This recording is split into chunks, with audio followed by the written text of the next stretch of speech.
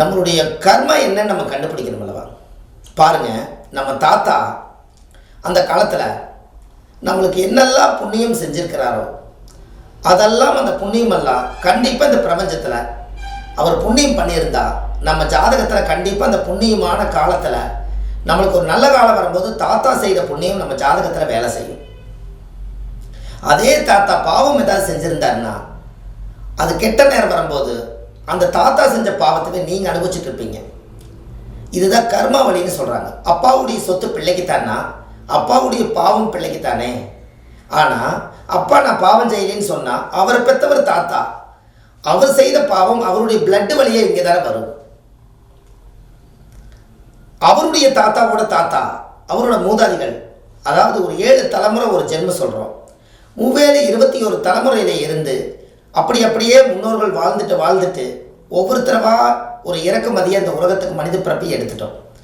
அப்போ முன்னோர்களுடைய கர்மாவை எல்லாம் ஒரு மனிதராக இருந்து நம்மளுடைய ஜீவனாக ஒரு 6 அறிவாக இருந்து எதெல்லாம் கெடுதலோ அதையெல்லாம் நம்ம கழிக்கணும் அப்படிங்கிறதுக்காகத்தான் நம்மளுடைய கர்மாவை சுத்தப்படுத்துறதுக்கு தான் இந்த மனித பிறவி நம்ம எடுத்திருக்கோம். இந்த மனித பிறவியில் உங்களுக்கு கோவில், தானம், தர்மம், புண்ணியம் இதெல்லாமே உங்கள் கண்ணுக்கு தெரியுதே. இது எல்லாம் பார்த்து செஞ்சு தான் நம்மளுடைய ஜென்ரேஷனில் நம்ம கர்மா நம்மளோட போய் அடுத்த நம்மளுடைய சந்ததிகளுக்கு வராமல் இருப்பதற்காகத்தான் புண்ணியம் செய்வதற்கே புண்ணியம் செய்திருக்க வேண்டும். நீங்கள் செய்கிற புண்ணியம்தான் உங்கள் அடுத்த சந்ததிக்கு போய் சேர்த்த போகுது. அதில் ஒன்றும் மாற்றம் இல்லைங்களே. தர்மங்கள் செய்ய செய்ய கர்மங்கள் குறையுமா? தீர்மானம் எந்த பக்கலையுமே இல்லை, கொஞ்சம் குறைக்கல இந்த ஜென்மம் எடுத்ததுக்கு. ஏன்னா யூடியூப்பில் அவங்க கேட்குறதே என்னென்னா, கர்மா பற்றி கொஞ்சம் போடுங்க, உங்கள் வாழ்க்கையில் ஒரு மாற்றம் வரட்டும், எங்களுக்கு ஒரு நல்லது நினைக்கிட்டுன்னு ஒவ்வொருத்தரும் கேட்குறாங்க. கண்டிப்பாக அவங்களுக்காக நம்ம ஒரு மரியாதை கொடுத்து ஒரு ரெஸ்பான்ஸோடு நம்ம செய்யணும். அதனால தான் இந்த பதிவு உங்களுக்கு கொடுக்குறேன். நம்ம தாய் வழியில் வந்த கர்மா, தந்தை வழியில் வந்த கர்மா ரெண்டும் சேர்ந்து நாம் பிறப்பெடுத்த கர்மா, மொத்தம் 3 கர்மா சேர்ந்தது தான் ஊழ்வினை தோஷமாக மாறுது. ஒரு ஜாதகத்தில் திதி, நட்சத்திரம், கரணம், கிழமை, யோகம் 5 அங்கங்கள் சேர்ந்தது பஞ்சாங்கம். இதெல்லாம் நாம் சிசரின் பண்ணி குழந்தை எடுத்து நம்ம இந்த திதி நட்சத்திரத்தை கேட்ச் பண்ண முடியாது. பிறப்பிலேயே எழுதப்பட்ட விதி தான். நாம் என்னமோ ஒரு கால்குலேஷன் போட்டு நாம் சரியாக எடுத்துட்டோம் அப்படிங்கிற மாதிரி நம்மளுக்கு ஒரு நம்பிக்கையாக ஒரு மன சந்தோஷம் நம்ம நினைக்கிறோம். ஆனால் அதையும் கடவுள் அந்த ஞானத்தை கொடுத்து நீ இந்த டயத்தில் எடுத்தாலும் நான் இப்படித்தான் உன் கர்மாக்குள்ளே வருவேன்னு சொல்லி அது அட்வான்ஸாக இருக்க.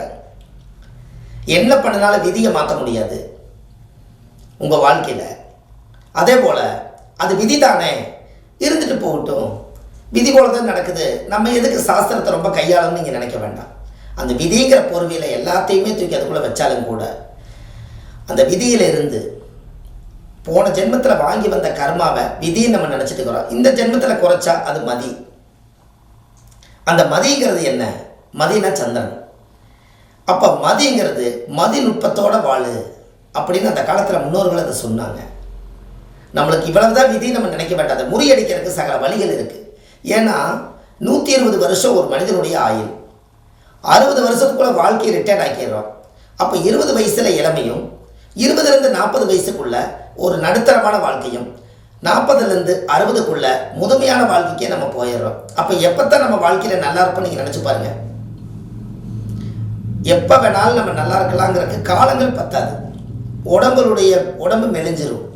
அப்போ ஏதோ ஒரு வழியில் நம்ம நல்லா இருக்கிறன்னா நல்ல சாப்பாடு, நல்ல ட்ரெஸ்ஸு, நோய் இல்லாத வாழ்க்கை, கொஞ்சம் காசு இருந்தால் நிம்மதி இருந்தால் போதும். இதை நினச்சாலே இதுதான் நல்ல வாழ்க்கை. இது உங்களுக்கு அளவாக போக மீதி இருந்தால் இது தர்ம வழியில் கொண்டுட்டு போய் ஒரு கோவில் கட்டுறவங்களுக்கு, ஆலயத்தை உருவாக்கி ஒரு ஆன்மீக செயல்பாடு பண்ணுறவங்களுக்கு ஒரு நல்லது செய்யுங்க. உங்கள் கர்மா கழியும். வாயில்லாத புறா, பச்சி, பறவைகள் இருக்குது, அதுக்கு உணவு கொடுங்க, உங்கள் கர்மா போயிடும். கர்மா கண்டிப்பாக குறையும். ஒரு கால பைரவர் ஒரு நாய்க்குட்டி இருக்குது, அந்த நாய்க்குட்டி காலையில் உணவு வைங்க. உங்களுடைய ஜாதகத்தில் காக்கா குருவிகளுக்கெல்லாம் உணவு வைங்க, அதுக்கு தண்ணி வைங்க, உங்கள் கர்மா குறையும். பெற்ற தாய் தந்தை சாப்பாடு அவங்களுக்கு நீங்கள் பக்கத்துலேயே உட்கார வச்சு சாப்பாடு உங்கள் காலத்தில் நீங்கள் சாப்பாடு போடுங்க, அது உள்ள கர்மா குறையும். நம்ம பெற்றவங்களை நம்ம சௌரியத்துக்காக நம்ம வாழ்கிறதுக்காக அவங்க வெளியே இருந்தாங்கன்னா அது கர்மா குறையாது. நம்ம வீட்டிலேயே இருந்து அவங்கள சாப்பிட வச்சு அவங்களோட ஆயுள் பூர்ண ஆயுளாக இருந்து நல்ல விதமாக அவங்க ஆத்ம சாந்தியானதை எடுத்து அடக்கம் பண்ணினா தான் நம்மளுக்கு கர்மா குறையும்.